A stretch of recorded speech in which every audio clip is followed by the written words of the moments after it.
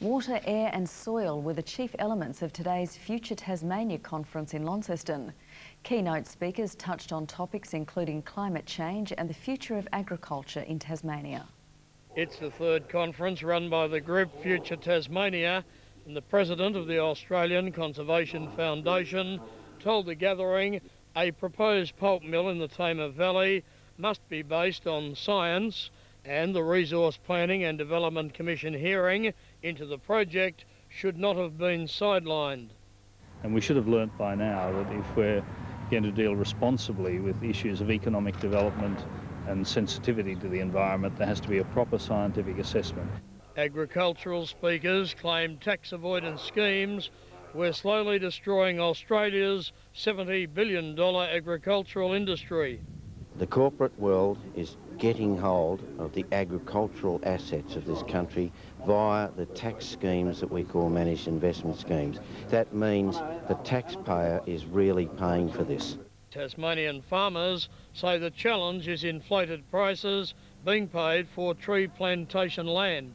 If you buy a property for $900 to $1,000 an acre and can make an 8% return or whatever on it, well and good, but if you've got to pay $6,000 and $7,000 for grazing and you're not going to make money, why would you do it? Peter Gilligan, Win News. Pressure is growing on Tasmanian MPs to delay approval of Gunn's pulp mill proposal. The head of the Australian Conservation Foundation says more time is needed to properly assess the science behind the $1.5 billion project. But supporters of the pulp mill claim there's already been too many delays.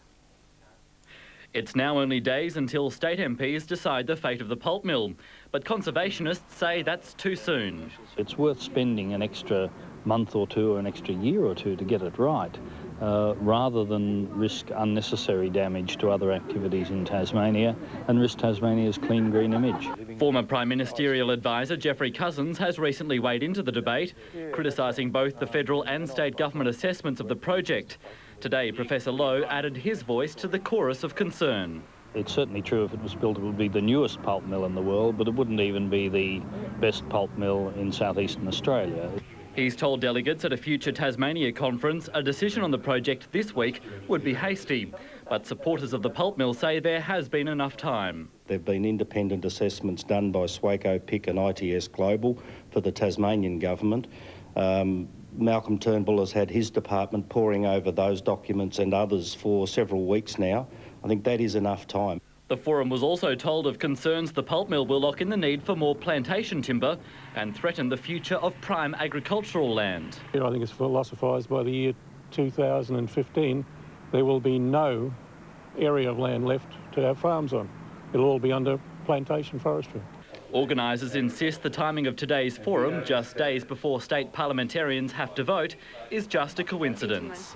Those are the issues that are relevant for us anyway, and it just happens to be in that week, in that critical week. But no doubt they're hopeful it will sway the minds of wavering MPs. Simon Cullen, ABC News.